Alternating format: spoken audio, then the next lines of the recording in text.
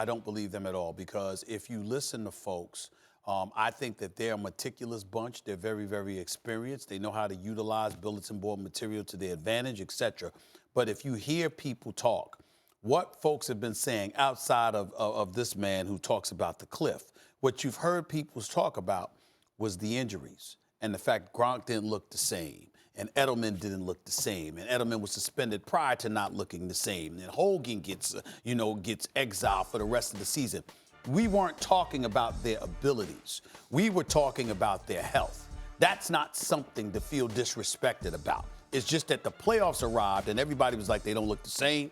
Attrition has kicked in, the injuries you're fighting off, Tom Brady's age, et cetera, et cetera. So that's entirely different than saying you can't play. And nobody said that about the Patriots. So here's my thing. I don't know what you said. I ain't say that.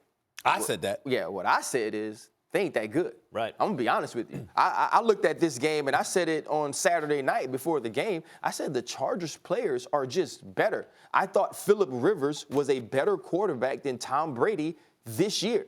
I looked at Mike Williams and Keenan Allen as compared to Chris Hogan and Julian Edelman, and I thought that they were better receivers than the Patriots had. I thought the Chargers were a better team.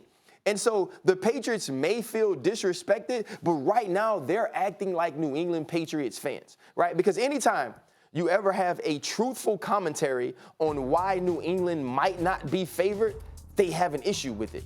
And they might not be favored because Patrick Mahomes is this year's MVP.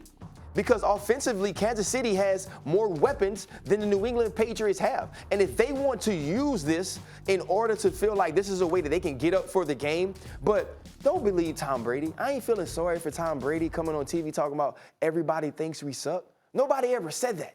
What they're saying is, for the first time in a long time, or in a time that we can remember, there are chinks in the armor. And you know what's crazy? That part is true. You know what's crazy about that? In recent years, we felt that more and more. They're increasingly vulnerable, and yet the end of the dynasty, if this is obviously they're closer to the end than the beginning, has been more dominant than any other period of the Patriots dynasty. Yeah. They've been better. They've cemented the legacy of this dynasty as by far the greatest ever in the history of football, certainly the NFL.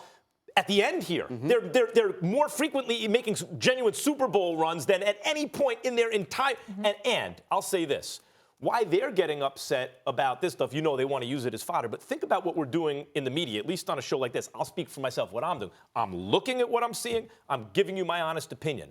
I'm not taking their greatness for granted, right? That's what they do. The reason the Patriots are in the Super Bowl practically every year is because they don't take anything for granted. Bill Belichick doesn't sit down and think, well, we win every game, so we're just going to roll out our team. And no, he starts from scratch. Yeah. Every game designs a game plan to beat that team and takes nothing for granted. And I'll say this. In watching the Chargers and the Patriots, I thought the Chargers had better players. But as the Patriots were dominating them in the first half, I thought to myself, oh, that makes sense. Right? I wasn't surprised because you know that this team is going to show up. You weren't surprised they stomped them. You weren't surprised they beat them like they embarrassed them. Was it a Bill Belichick, Anthony Lynn, right? I was for sure surprised it turned out the way it did. Yeah. But I'm saying in watching the Patriots play well, watching the Patriots understand we're going to start by throwing the ball to the flat, then we're going to run the football against 7 DBs or 6 DBs, and then we're going to go to the play action game. Question. That's not surprising. Biggest mismatch, the coaching mismatch? It's 100%. Right. It was the coaching mismatch not only before the game in preparation, it was the coaching mismatch during the game in adjustments that changed. And that this was where game. my question lies with you, because I could not believe how transparent the Chargers were in what they were doing. They had basically announced all week long, this is who we are, this is what we do. What we did against Baltimore wasn't necessarily an aberration. This is what we're going to throw 6-7 DBs back there, et cetera, et cetera.